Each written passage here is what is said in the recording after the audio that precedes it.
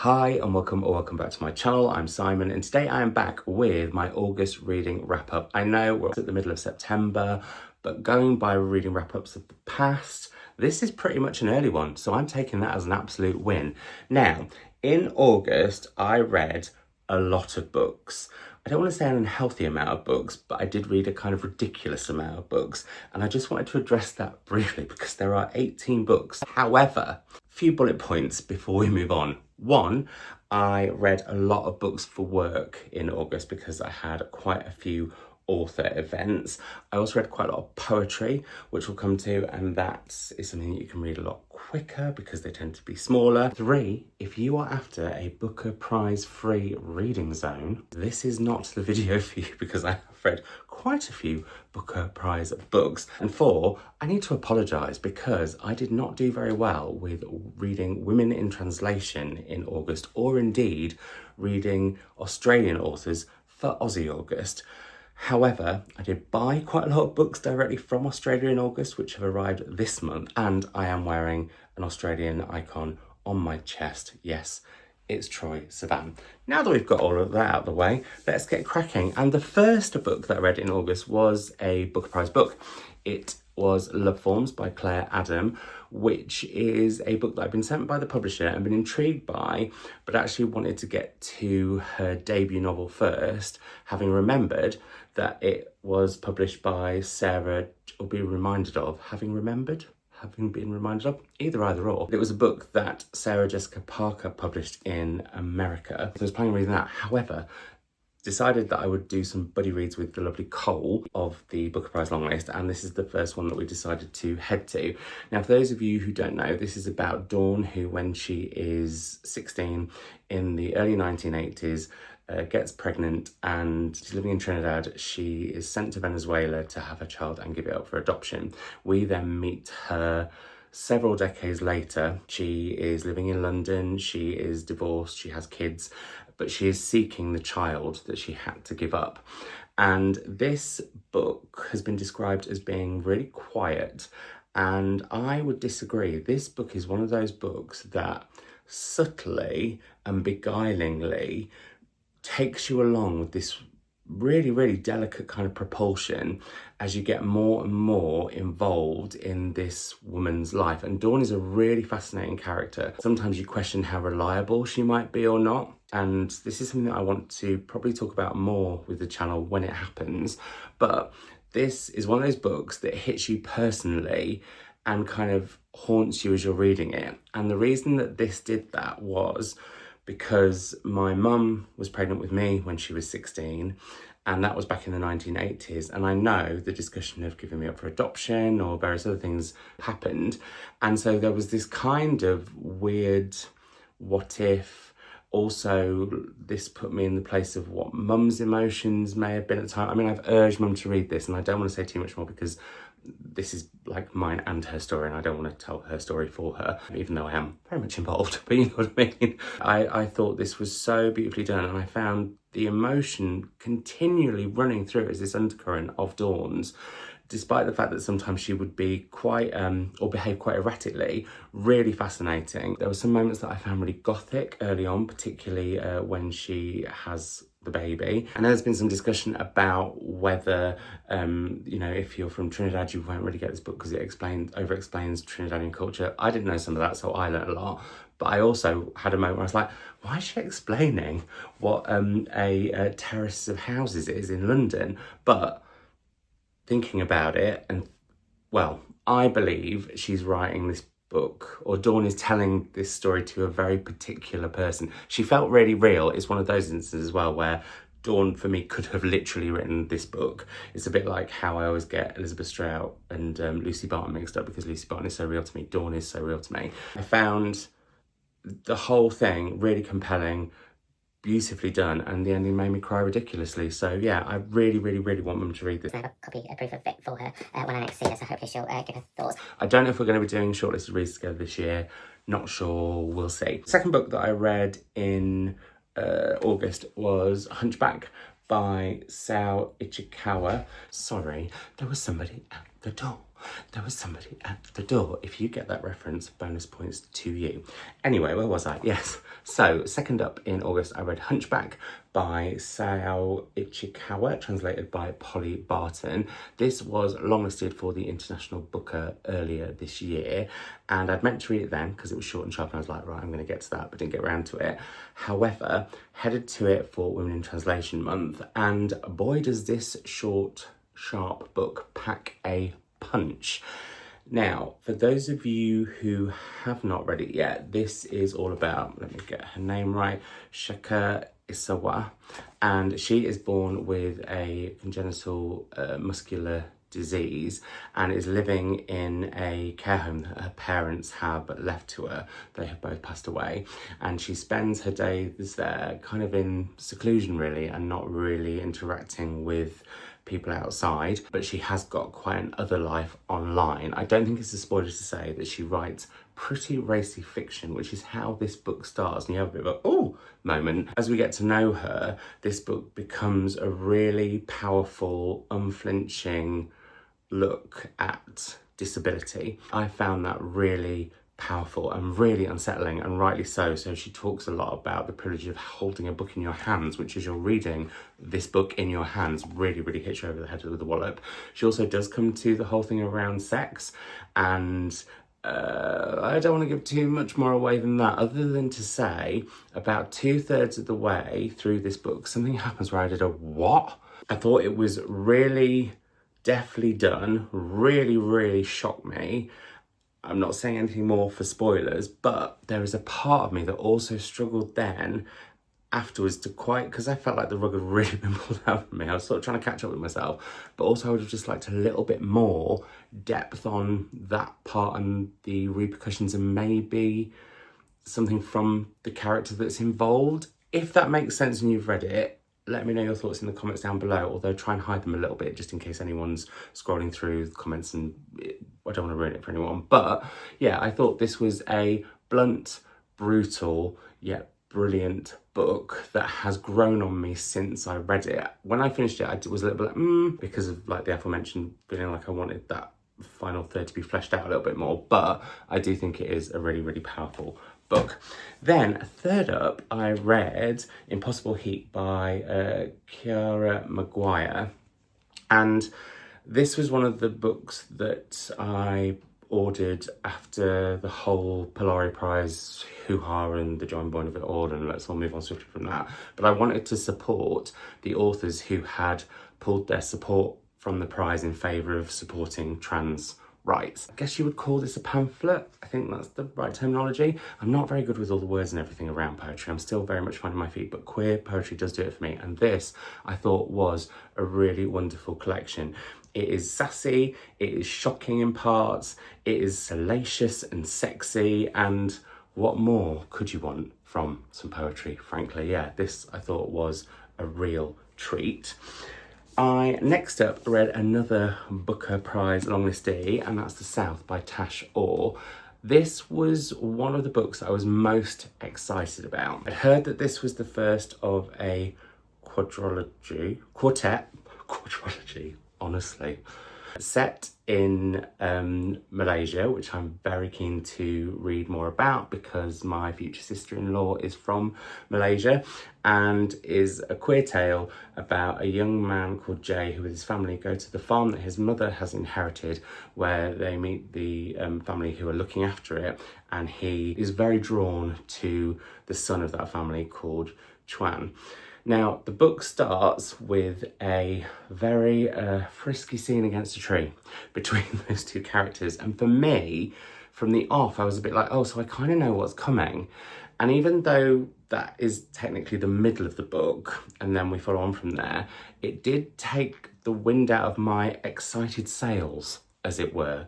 That's nothing to do with what was going on with the tree, the excitement. Let's all move swiftly on, you naughty whatsits. But I kind of never quite found my footing with this. I loved how it flipped between different characters and also out of time in quite a lot of ways. So you'd say, for example, go to the farm with Jay, get to sort of meet the family and meet Chuan's family, and then you'd go backwards and see it from his mum's perspective. I found his mum's story the most compelling. There is a really interesting twist that gets revealed about 2/3 in, which I thought was really done well, and I did because it wasn't what I thought was possibly going to be a reveal. But my main criticism with this book is, from the sort of midway point, I started to get a bit bored. It was quite dull and a bit repetitive, and we'd follow Jay as he would go into town and be with Chuan and see what happened there, and then they go back to the farm and everything was quite now there are some beautiful moments looking at what it is like to be, or was like to be, queer at this point of, well, when the book is set. And there's a wonderful scene that happens just I don't want to give any spoilers, but just outside of the schoolyard in this kind of secluded area, and I thought that was wonderfully done. And there are some beautiful moments and some fantastic writing within here, some really lovely set pieces, particularly around finding your sexuality, questioning the tensions of that, and the working out what's what and who might be, and all of that kind of stuff, along with kind of the, I guess, is furtive the right word I want to use? I'm not sure. But those initial sort of moments of frissons with people, I thought all that was done beautifully. There's a real yearning to the book in a lot of ways, and I do love a book that yearns. But I just found the second half just really, really dragged for me, and it felt like the first half was a really solid prologue to... Wow, what is it with me and words today? I've read loads of them, maybe too many. It felt for me like a prologue to what is to come, and that maybe actually, if the book had just been released in this huge epic but edited down a little bit, I mean, I can't say because I've not read the next three. Will I be? I'm not sure. So I was a bit disappointed with that, I guess, more than anything, because it was one that I was so excited for. Next up, another poetry collection from one of the authors that pulled out the Polari Prize, and that is Girls Etc. by Rhian Elizabeth.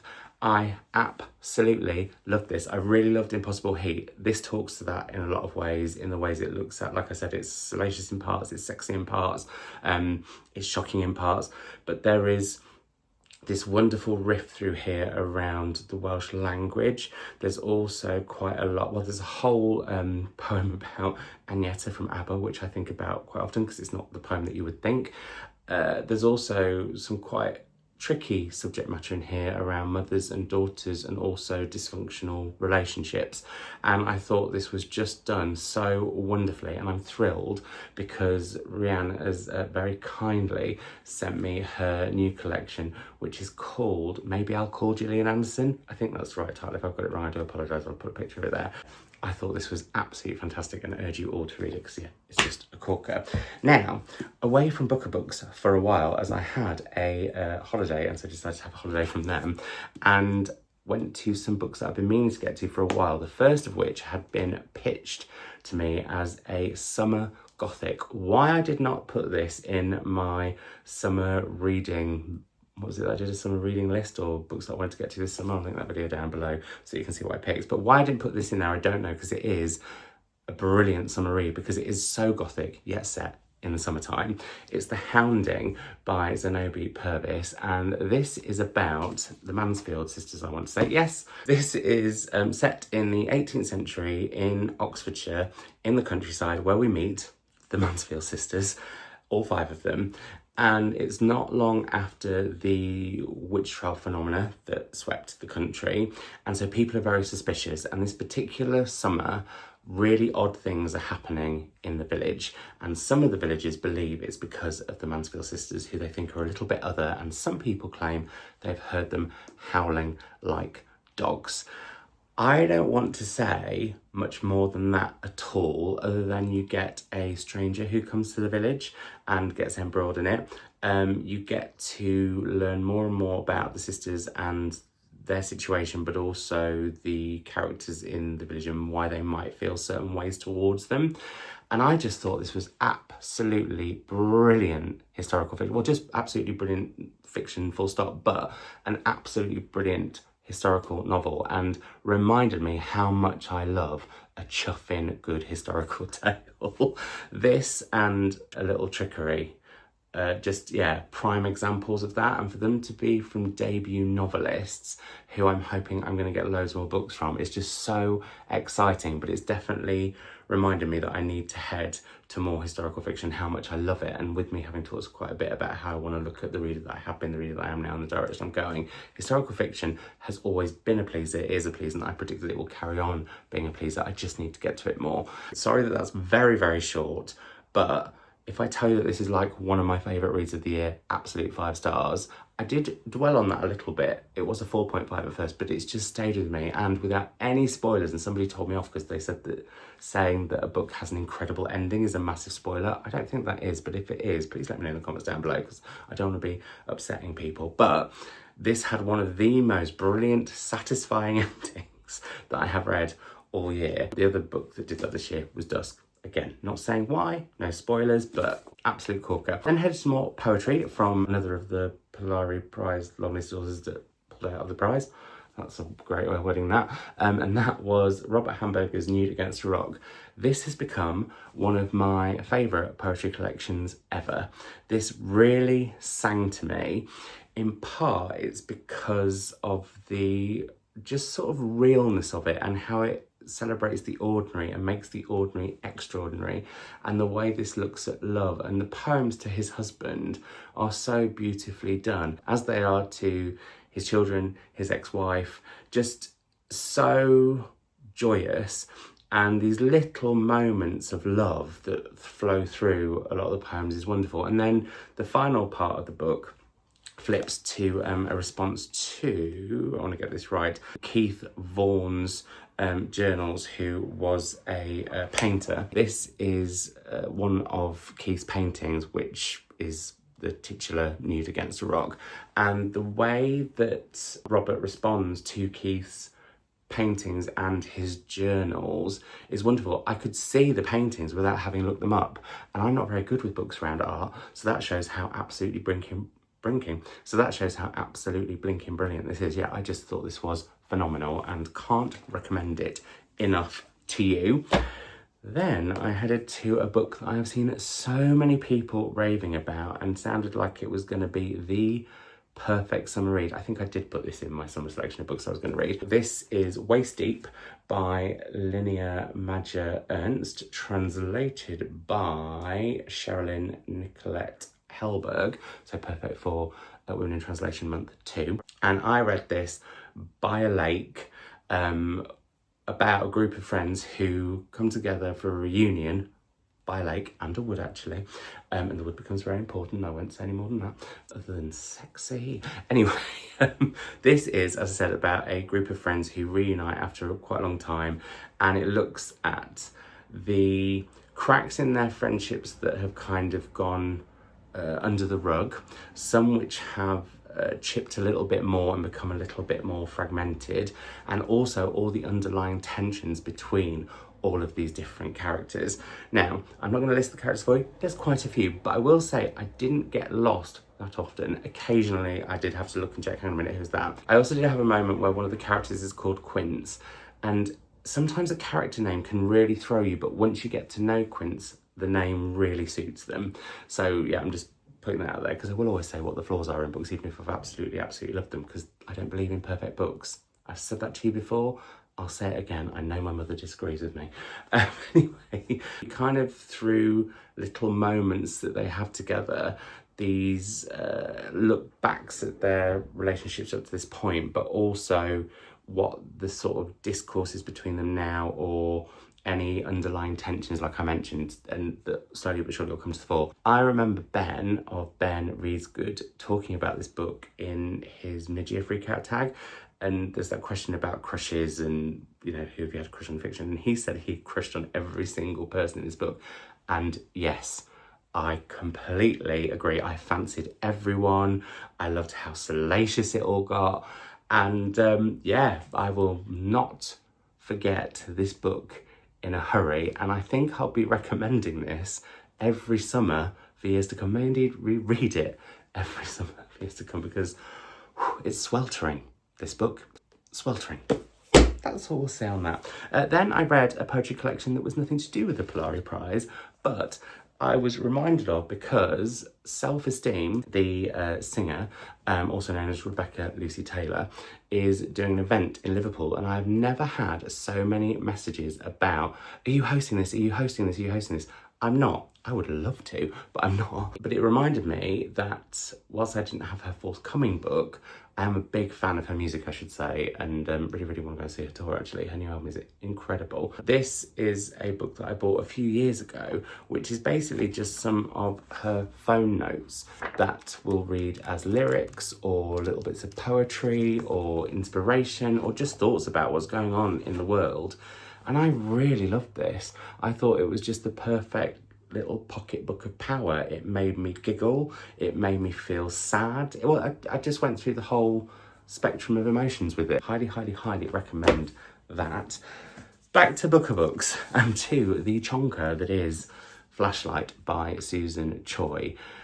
I sadly struggled with this book quite a bit, and if I hadn't been reading it with Cole as one of our Booker buddy reads, I probably would have DNF'd it. And in some ways that would have been a shame, because I will say the book led me to a real point of emotion at the very end, and I did cry when I finished this book. No spoilers.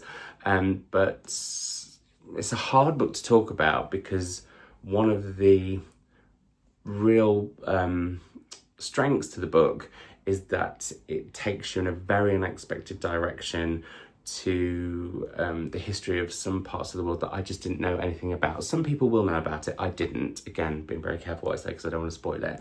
However, I found the execution after the first 100 pages pretty tricky. So what can I say about this? This is about a young girl called Louisa who goes to the beach with her father. She is then found unconscious on the beach with a flashlight.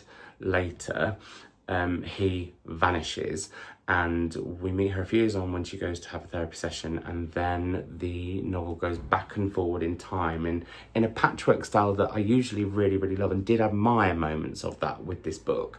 I have to say, before I make it sound I'm going to give this book a kicking, I thought the writing overall, sentence by sentence, was really, really beautiful. It's just incredibly dense, incredibly overwritten, and sometimes really repetitive, and goes into way more detail than I think it sometimes needed to, and had one character too many for me, and that's the character of Tobias, who, if you've read it, I would love your thoughts on him, because I just could not understand why he was in the book. And I can't really say why he's in the book because I don't want to spoil how or why he is involved in the book. But what I will say is, after that therapy session, we then go back in time, discover a whole story about one of the characters, and then come forward in time again. And that's when the book opens up a little bit more as we get to know Anne, Louisa's mum, who, for me, her sections of the book came alive the most. I really, really thought she was a fascinating character. I really wanted to know more about her. Every time I started reading about her, I was like, yes, this is just I would have loved a whole book about her, and the other characters sort of being a bit more peripheral, but they can't have been because blah, blah, blah. Moving on. I thought those sections were really brilliantly done. I struggled with Louisa as a character. I don't mind dislikable characters, but I have to have a hook as to why I want to read about them. And very like Tobias, I didn't really care about Louisa that much either. And there was one section in the book about her late teenage years that I thought was just really weirdly done, because some really big things happened, but they were just you'd move years in the paragraph, and I felt like it was like everything was being crammed in and at the same time not explained enough. And yeah, I really, really struggled through it. However, I did find the last section of the book to be a real thriller. I think the story this book is telling, for me, is possibly why it is on lists, and it's now on the National Book Award list as well. And it could just be that this is just not a me book. I'm very much outside of the party, the flashlight party.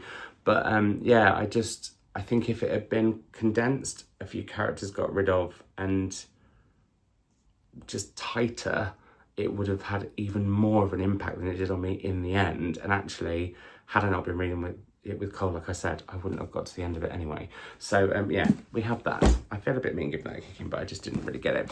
On to another book that I can't say very much about because I don't want to spoil it for anyone, but this was the first of 4 authors that I interviewed in August, and I interviewed this author twice, once online and then once in real life in York, and that author was RF Kuang, and this is Catabasis, which is her latest sort of fantasy novel.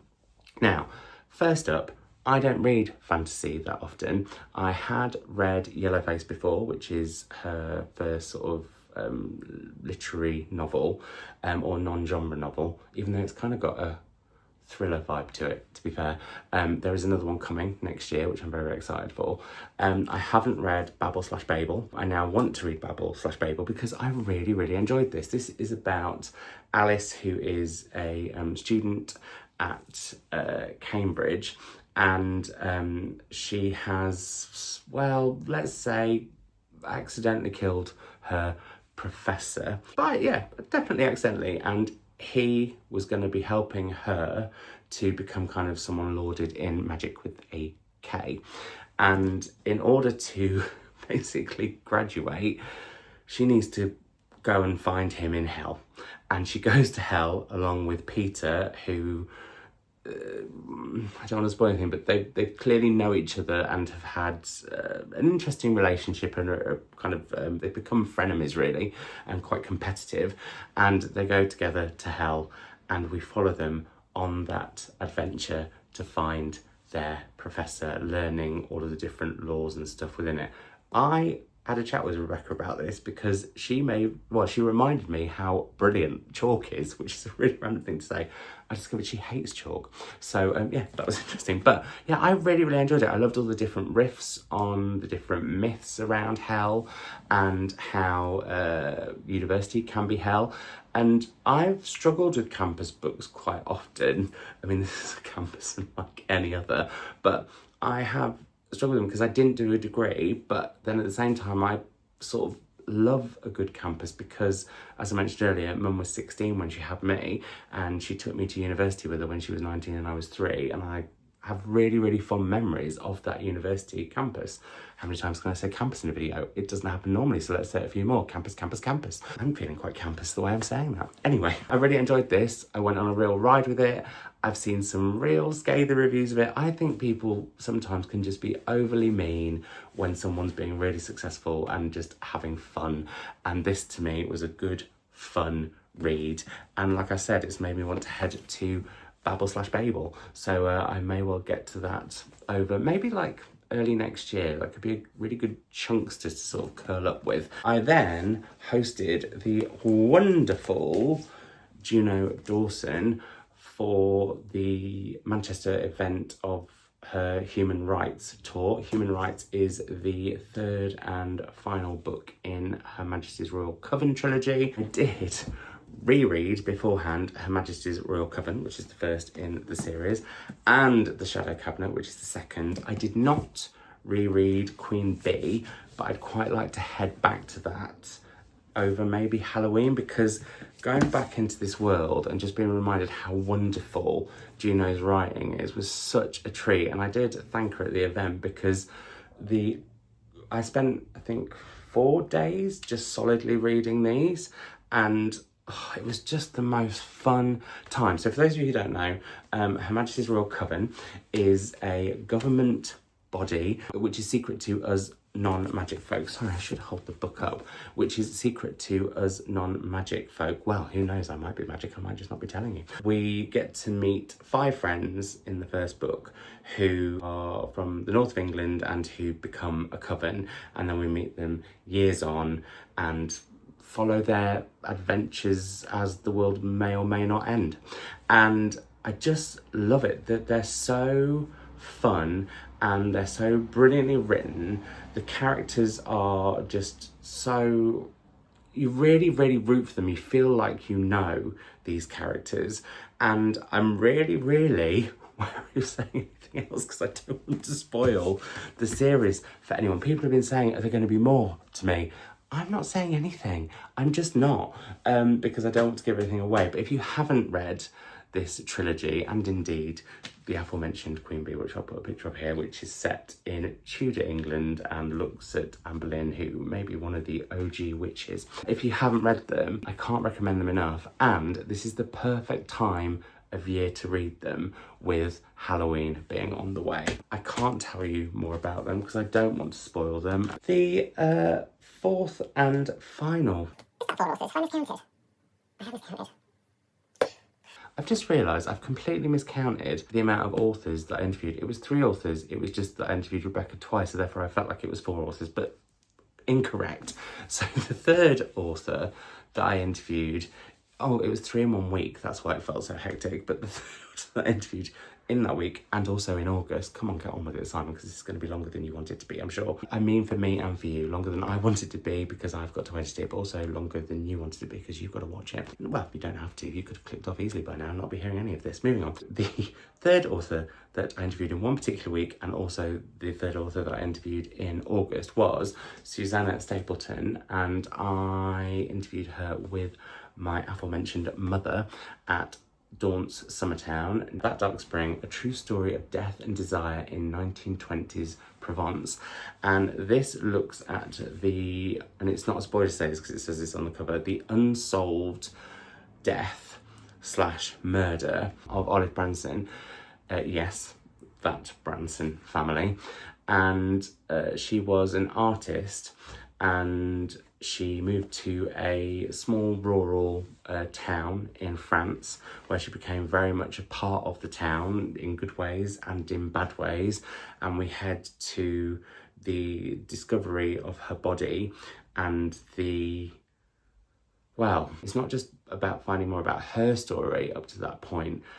What is incredible, and what Susanna was saying she couldn't quite believe when she started to write about Olive and this place and her life and her death, was how wide this was spread and all the different things going on within the village, and how Olive got embroiled and how Susanna got embroiled in finding out more about all of it. I was just completely hooked by this, and this is a book where your jaw will drop and then drop and then drop, because if it was a novel you wouldn't believe it, you just couldn't.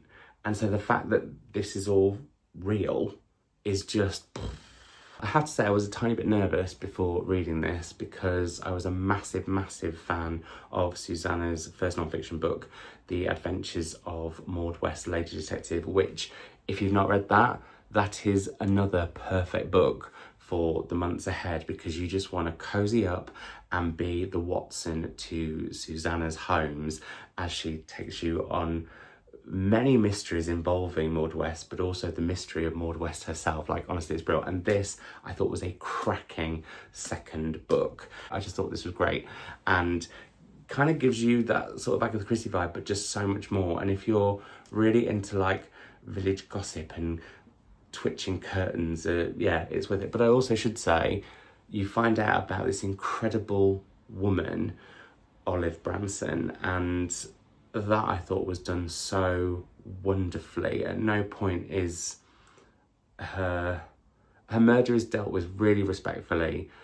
but the homage to her life lived before that, I think Susanna Stapleton does wonderfully too. Then I went back to Book of Books, and this is one that I read on my own, but based on Cole having raved about it so much that I was like, okay, I'm going to give this one a whirl because he thinks it's brittle. It's Audition by Katie Kitamura, another book that I can't say too much about because, as I'm sure many of you will know, because it's what most people have talked about, this book has a real shift and kind of switch at the midway point. But in the first half, we meet a actress, and she's having dinner with this young man who, well, is a kind of, you can't quite work out what their relationship is. It does become more apparent as you go on, or you start to think it's more apparent, but it still could go lots of different ways. And with that element, I really, really thought Katie Kitamura did a brilliant job. When the book switches, no spoilers, I was really thrown by it. I enjoyed the ride up to a point where it got, and I think this might be intentional, a bit farcical. For any of you who've read the second half, and again, bury your like sponsor in the comment with some jargon beforehand or something, so that it doesn't spoil it for anyone else. But I didn't understand the crawling out from behind the sofa in part 2. I just didn't get that, and that's really stayed with me and really bothered me because I just didn't understand it. Anyway, thought the writing was absolutely fantastic, and I would definitely be keen to try another Katie Kitamura. But I feel actually like it's a book I need to reread so that I can see what the first half is alluding to with the second half, but also having read the second half, how that looks or reflects on or links back to the first half. Wow, how some people have done single review videos on this, I do not know. And one of those brilliant ones is Rites, who also reminded me that it was bothering me throughout this book. I was like, I feel like I've seen something similar to this before, and it's a film called Black Bear starring the amazing Aubrey Plaza, who I adore, and that does something very interesting also about acting, but not with a play, with a film. That's my thoughts. I really admired it. I didn't always understand it, and I wasn't always on board with it, but boy can Katie Kitamura write. So there we have that one. Then, penultimately, wow, this is one of the best short story collections I have read in yonks. It made me think of Caris Davies' short story collections, and they're my favourite short story collections ever.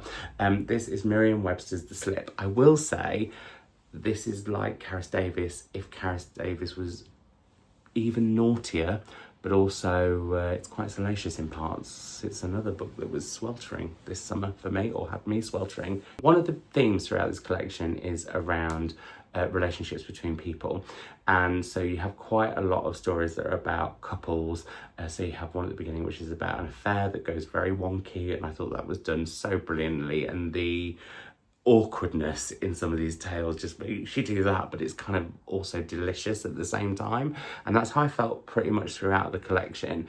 You also have couples who maybe bring someone else into the scene, or couples who aren't telling each other the full truth, but you're getting the truth. And even actually there's one story about a woman and her mother-in-law who are going to keep a really big secret from her husband slash the mother-in-law's son, and I just loved how each one of these stories really surprised me, and it wasn't twistiness, it was just a real pleasant surprise, and how the writing just kind of crackled. I know that sounds like a real cliche, but it did, it genuinely crackled, and I found it both, well, as I said, delicious, but also a little bit flinty occasionally, and just, yeah, this is my kind of writing. And I was thrilled to get to this. I should have said in August, because this was my Aussie August read. Miriam Webster is an Australian author, and Anico Press is a brand new publisher in Australia. Yeah, the goat becomes very relevant in another story. There's also a story about eels, which at first threw me a bit because it was so different from the other stories. It looks at kind of the life of eels and the history of eels intersected between someone writing a novel, and sometimes you can't tell which, well, you can because there's italics, but like they flow into each other in this really interesting, I'm doing that like an eel flowing, and that's how it feels when you're reading it. But yeah, I just thought this was ace, so can't recommend this enough. I feel like I've not done that one justice, but I feel like that every time I do a wrap up. I think it's one of the reasons that I struggle with them a little bit. Also, I always feel like I'm talking for too long and you're already bored by now. But, oh, and actually, this is one of the books that really made me think about how I would like to mention certain books more than once or twice on the channel. So I need to work out how I can do that with this and mention it again. I mean, I'm sure it will be in my books of the year list, because yeah, I just thought it was so brilliant, and it really made me laugh at points as well. And I don't laugh that often in books, but it's just, it's humans laid bare, basically, this book, humans laid bare. And then last but certainly not least, I read I Cannot Be Good Until You Say It by Sana Asan, another poet who withdrew from the Polari Prize, and so I wanted to support them as they were supporting trans rights, which I also support. And this is a really fascinating collection where Sana uses Quranic verses along with hip hop and looks at religion and sexuality and queer bodies. And I just found this really, really fascinating, and I'm kind of grateful for the whole, well, I'm not, because I can't stand TERFs, but like, I'm kind of grateful for the furore. Shame about the circumstances, but I am really, really thrilled that I got to read this, because I just found this a really, really different voice in poetry, and loved the kind of eclectic nature of it because of all the things that I've said. And yeah, would really, really recommend this too. So there we go. Those are all the books that I read in August. I would love to know what you read in August.